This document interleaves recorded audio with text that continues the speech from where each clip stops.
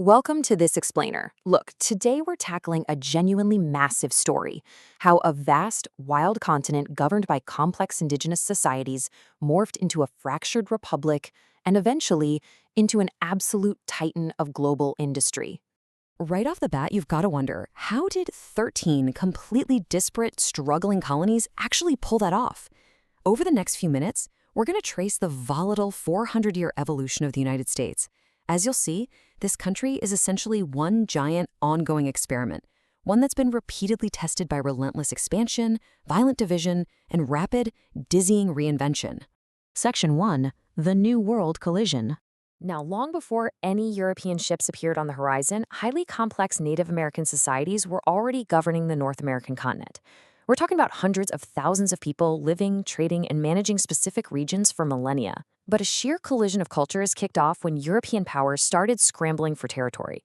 You've got the Spanish setting up a fraught, permanent colony in St. Augustine in 1564, and the English hitting Jamestown in 1607. And the duality of early America is pretty striking.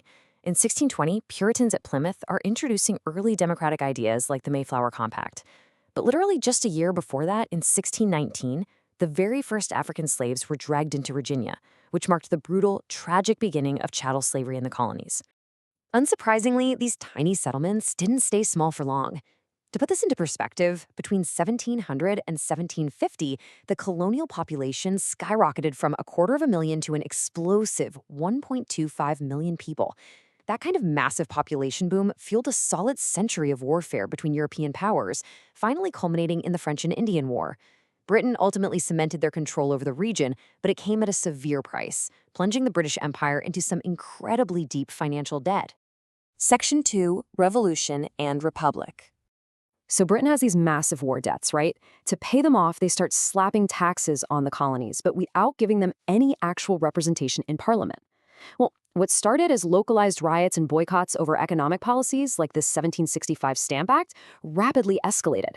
The tension just boiled over. You have the Boston Massacre in 1770, highly organized defiance like the Boston Tea Party in 1773, and then the whole thing explodes into an armed revolution against the British Crown, with the first shots fired at Lexington in 1775. The Great Experiment was officially underway. And that brings us to a document that actually changed the world. The 1776 Declaration of Independence framed this conflict as way more than just a dispute over taxes. It became a fight for natural human rights. Now, the authors famously declared that all men are created equal, but here's a crucial bit of context. To maintain political unity among the colonies, they notably removed a drafted section that explicitly condemned the slave trade. Fast forward a bit, following a basically miraculous victory at Yorktown, this brand new nation has to figure out how to actually govern itself. They initially tried this incredibly weak system called the Articles of Confederation, and honestly, it was a disaster. So they scrapped it for the Constitution, which introduced a radically new system of checks and balances. It divided power across the legislative, executive, and judicial branches. This was a real game changer because it was the first time a nation's constitution frames the people themselves as instrumental to the government's validity. Section 3. Manifest Destiny and Expansion. Driven by this intense, fervent belief in manifest destiny, the U.S. government sets its sights out west, determined to aggressively push its borders all the way from the Atlantic to the Pacific. First up, the Louisiana Purchase in 1803 literally doubles the size of the United States overnight. Second, the young nation proves to the world it has actual staying power by fighting Britain in the War of 1812. And third, the Mexican-American War in the late 1840s secures huge swaths of the continent, locking down present-day California and the Southwest. But we really need to talk about the devastating human cost of this relentless expansion. The 1830 Indian Removal Act forced over 60,000 Native Americans completely out of their ancestral homes in the East, pushing them into territories west of the Mississippi. Along these horrific forced marches, which we now know as the Trail of Tears, an estimated 15,000 Native Americans lost their lives. Section 4. A Nation Divided. Okay, so as the country's borders keep pushing westward, these internal cracks start widening into a massive structural divide. Every single time a new territory was added, the incredibly fragile political compromise between free states and slave states was tested. You've got the North, favoring industrial infrastructure and increasingly backing abolition. And on the flip side, the South is relying completely on an agrarian economy driven entirely by chattel slavery. The breaking point?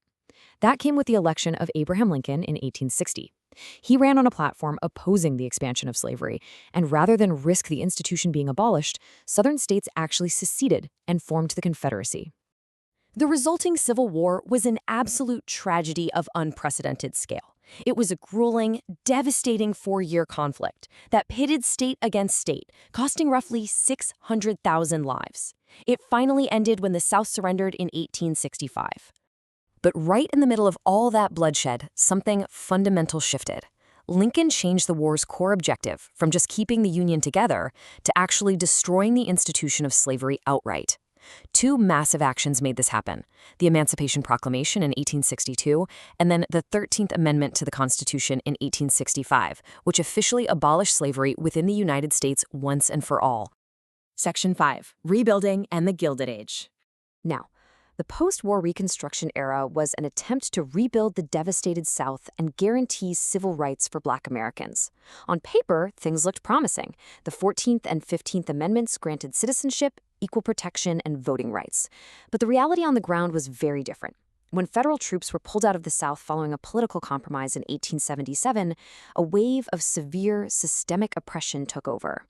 Jim Crow laws and white supremacist groups like the KKK strictly enforced widespread disenfranchisement and terror that would tragically persist for over a century. At the exact same time, though, the American economy was absolutely exploding. In 1869, the completion of the Transcontinental Railroad officially connected the coasts, and it kicked off an astronomical agricultural and industrial boom. Just look at the numbers between 1865 and 1898. The output for wheat, corn, and especially coal and railway track just went through the roof.